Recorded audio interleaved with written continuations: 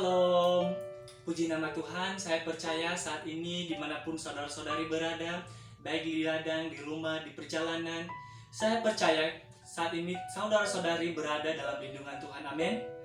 Dan langsung saja kita buka Alkitab kita yang terambil dari Kitab Yohanes 15 ayat yang pertama sampai ayat yang ke-8. Sekali lagi, Yohanes 15 ayat 1 sampai yang ke-8. Saya bacakan sendiri dengan judul perikop yang diberikan oleh Lembaga Alkitab Indonesia, yaitu Pokok Anggur yang Benar. Ayat yang pertama, Akulah pokok yang anggur yang benar, dan Bapakulah pengusahanya. Setiap ranting padaku yang tidak berbuah dipotongnya, dan setiap ranting yang berbuah dibersihkannya, supaya ia lebih banyak berbuah. Kamu memang sudah bersih karena firman yang telah kukatakan kepadamu. Tinggallah di dalam aku dan aku di dalam kamu. Sama seperti ranting tidak dapat berbuah dari dirinya sendiri kalau ia tidak tinggal pada pokok anggur. Demikian juga kamu tidak berbuah jikalau kamu tidak tinggal di dalam aku. Akulah pokok anggur dan kamulah ranting-rantingnya. Barang siapa tinggal di dalam aku dan aku di dalam dia, ia berbuah banyak. Sebab di luar aku kamu tidak dapat berbuat apa-apa. Barang siapa tidak tinggal di dalam aku, ia dibuang keluar seperti ranting dan menjadi kering. Kemudian dikumpulkan orang dan dicampakkan ke dalam api lalu dibakar. Jikalau kamu tinggal di dalam aku dan firmanku tinggal di dalam kamu, mintalah apa saja yang kamu kehendaki dan kamu akan menerimanya. Dalam hal inilah Bapakku dipermuliakan, yaitu jika kamu berbuah banyak, dan dengan demikian kamu adalah muridku. Amin. Nah, pada saat hari ini, kalau kita berbicara tentang pokok anggur yang benar di ayat yang ke-15 ini merupakan percakapan Yesus kepada murid-muridnya, di mana di sini Yesus memberikan perumpamaan atau kiasan bahwa ia adalah pokok anggur, sedangkan kita adalah ranting-rantingnya. Di mana Yesus melambangkan bahwa dia adalah pokok, sedangkan kita ranting, bahwa Yesus mencakupkan di kita supaya kita dapat menghasilkan buah, supaya kita dapat hidup di dalam Kristus. Nah, saya akan memberikan tema pada saat ini di ayat yang keempat, bahwa katakan bahwa tinggallah di dalam aku dan aku di dalam kamu. Dan dengan tema yaitu yang saya kasih, tinggal di dalam Kristus. Kata tinggal merupakan kata yang diartikan sebagai menetap, tidak boleh pindah-pindah haluan, harus tetap berada dalam Kristus. Menurut bahasa aslinya dikatakan bahwa tetaplah bersama. Kalau dalam bahasa Indonesianya dikatakan bahwa tetaplah tinggal, selalu bersama. Atau dalam versi Inggrisnya dikatakan bahwa always. Tidak boleh berpindah-pindah. Dan kata ini merupakan kata yang menegaskan kita supaya kita tidak boleh berpindah-pindah, tetapi tetap teguh di dalam Kristus, supaya tetap tinggal bersama Kristus. Tinggallah bersama Kristus merupakan kata kepada orang-orang percaya. Kepadanya harus tetap tinggal di dalamnya sepenuhnya. Di dalam Kristus, dalam keadaan inilah setiap orang percaya mengalami pekerjaan Kristus dan akan menghasilkan buah-buah yang baik. Dan ternyata di ayat yang kedua dikatakan bahwa setiap ranting padaku yang tidak berbuah dipotongnya, dan setiap ranting yang tidak berbuah dibersihkannya.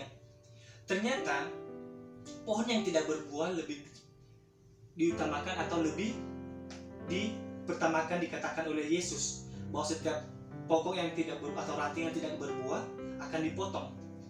Ternyata setelah saya melihat bahasa Yunaninya, ternyata kata potong merupakan, yaitu artinya airei, atau disebut dengan atau diangkat naik.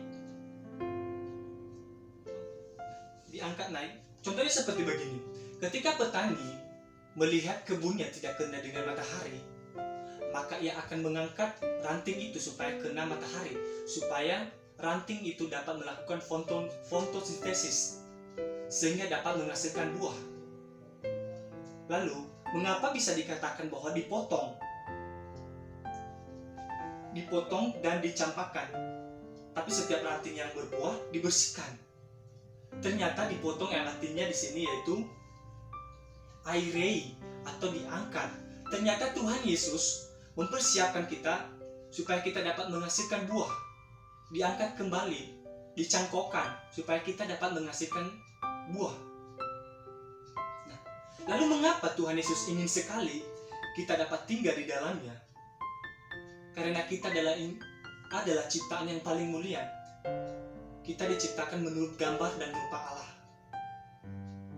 Allah berbuat baik, kita juga berbuat baik. Allah mengasihi, kita juga mengasihi manusia. Tetapi hanya satu perbedaannya. Allah Maha Kuasa, Allah Maha Hadir, sedangkan kita hanyalah bisa berbuat baik, bisa mengasihi, tetapi kita tidak Maha Kuasa.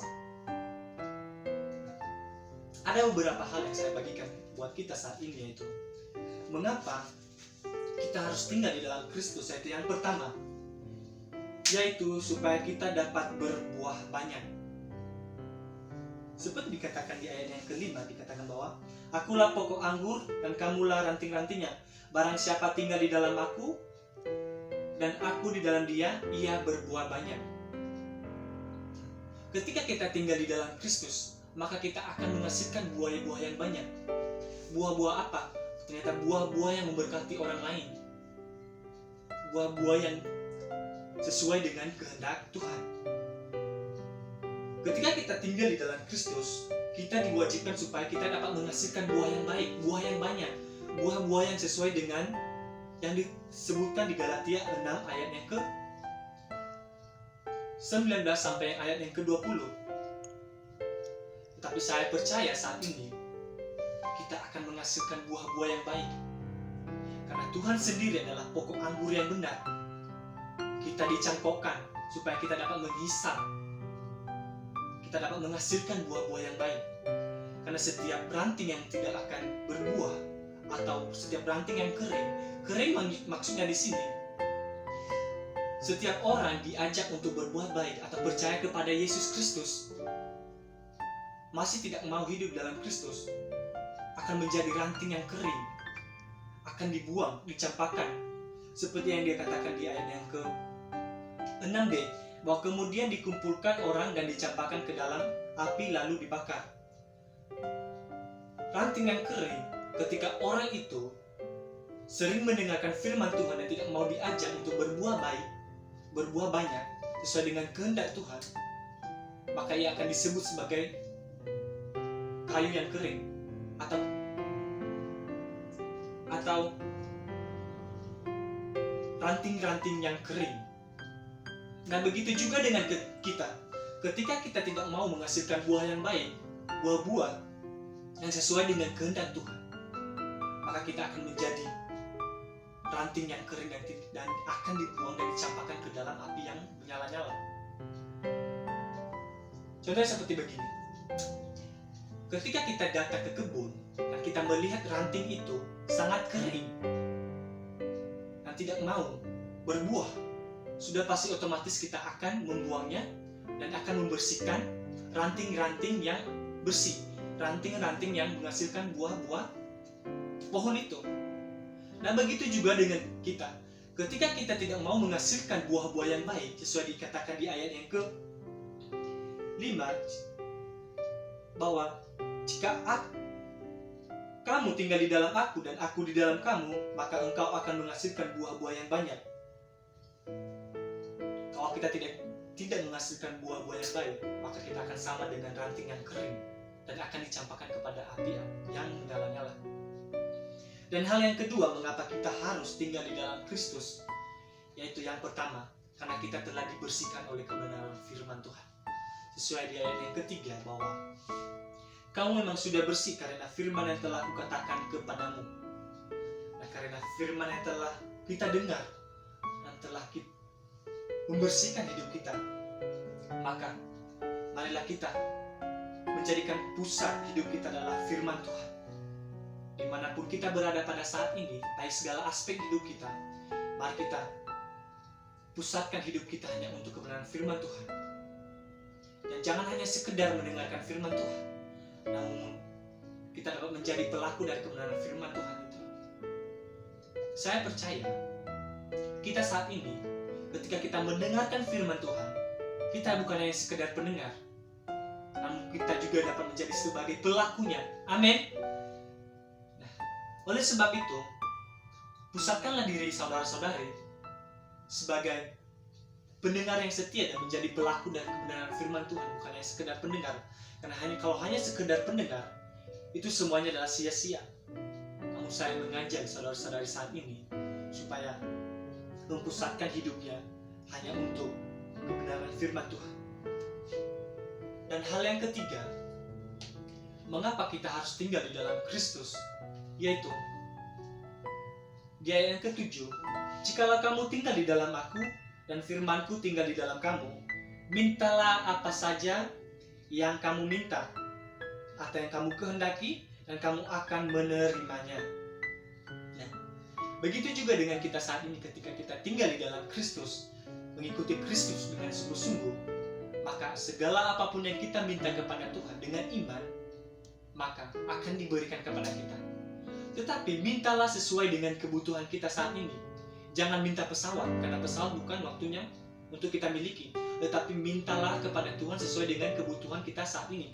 Jika saat ini kita butuh pakaian, mintalah sama Tuhan. Kita butuh makanan, apapun itu, mintalah sesuai dengan kebutuhan kita masing-masing. Jangan melebihi dari kebutuhan kita. Padahal saat ini kita punya HP, malah kita mau minta sama Tuhan belikan iPhone 12 Pro Max. Padahal sudah ada HP di tangan kita. Tetapi kan kita masih meminta yang lebih kepada Tuhan. Tetapi saat ini saya mengajak saudari-saudari, haruslah mintalah kepada Tuhan sesuai dengan kebutuhan kita masing-masing. Oleh sebab itu saya percaya hari ini kita akan tinggal di dalam Kristus. Ada beberapa hal mengapa kita harus tinggal di dalam Kristus tadi, yaitu yang pertama, supaya kita dapat berbuah banyak. Yang kedua, karena kita telah dibersihkan oleh kebenaran firman Tuhan. Dan yang ketiga, apapun yang kita minta akan diberikan oleh Tuhan. Karena kita orang percaya, mari kita jadikan Tuhan itu adalah pokok anggur yang benar. Kita adalah ranting-rantingnya, kita telah dicangkokkan, kita tidak akan dipisahkan. Sebab setiap ranting yang berbuah akan tinggal di dalam Kristus, atau tetap dibersihkan oleh Kristus. Seperti di ayat yang kedua, bahwa setiap ranting-ranting yang bersih akan dibersihkan, atau ranting-ranting yang berbuah akan dibersihkan, sehingga akan menghasilkan buah-buah yang banyak. Namun saya percaya saat ini kita akan menghasilkan buah-buah yang baik, karena Tuhan sendiri, Tuhan Yesus sendiri adalah pokok anggur yang benar. Janganlah hidup di dalam dosa. Tuhan telah menebus kita. Kita percaya hari ini bahwa kita akan tinggal di dalam Kristus, maka Tuhan akan memelihara hidup kita. Karena di ayat yang kedua bahwa setiap ranting-ranting yang berbuah akan dibersihkannya. Maka Tuhan akan selalu menyertai hidup kita. Dimanapun kita berada pada saat ini, Tuhan akan selalu menyertai hidup kita. Baik, itu saja yang bisa saya sampaikan saat hari ini. Biarlah dengan melalui firman Tuhan yang saya sampaikan, saudara-saudari dapat diberkati. Tuhan Yesus memberkati.